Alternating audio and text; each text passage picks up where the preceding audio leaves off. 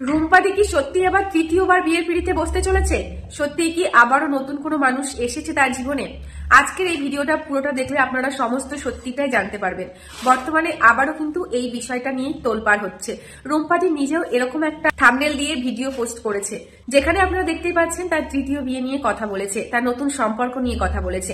আর এই ভিডিওতে আমি কিছু এমন কমেন্ট আপনাদেরকে তুলে ধরবো, আপনাদেরকে দেখাবো, যেগুলো নিয়ে কথা না বললেই নয়।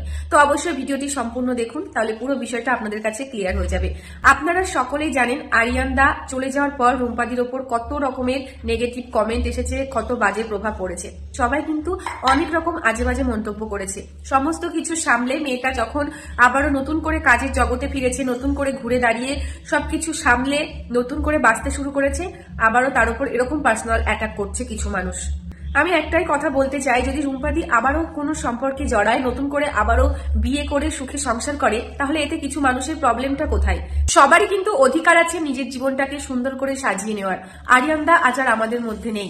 তার স্মৃতি আঁকড়ে সারাটা জীবন বসে থেকে একটা জীবন নষ্ট করার থেকে সে যদি সত্যি আবারও নতুন করে তার জীবনটাকে শুরু করে, এটাতে অসুবিধাটা কোথায়? কিন্তু কিছু মানুষের এটাতে খুব অসুবিধা।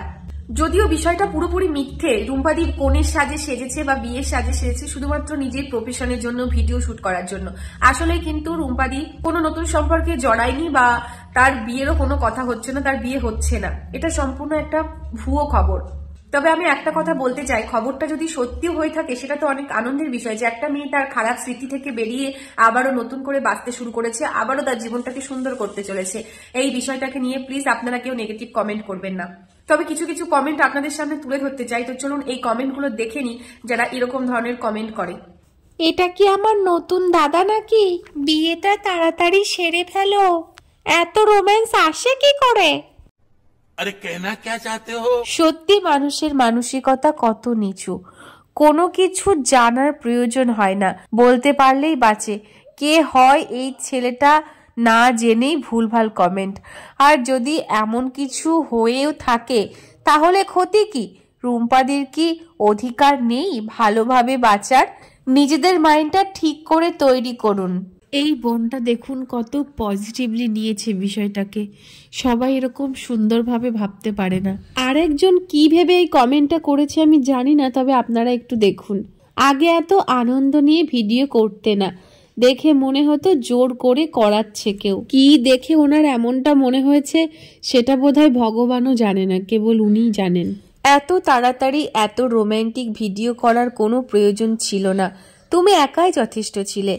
একা এত সুন্দর সুন্দর ভিডিও করছো, এখনই একটা ছেলেকে স্পর্শ করে ভিডিও, এত রোম্যান্টিক ভিডিও কি করে করছো? আরিয়ানকে ভুলতে পারছো? এখনো 1 বছরও হয়নি। কেউ কেউ রুম্পাদির পক্ষে কথা বলছে, আবার কেউ কেউ রুম্পাদির বিপক্ষে কথা বলছে।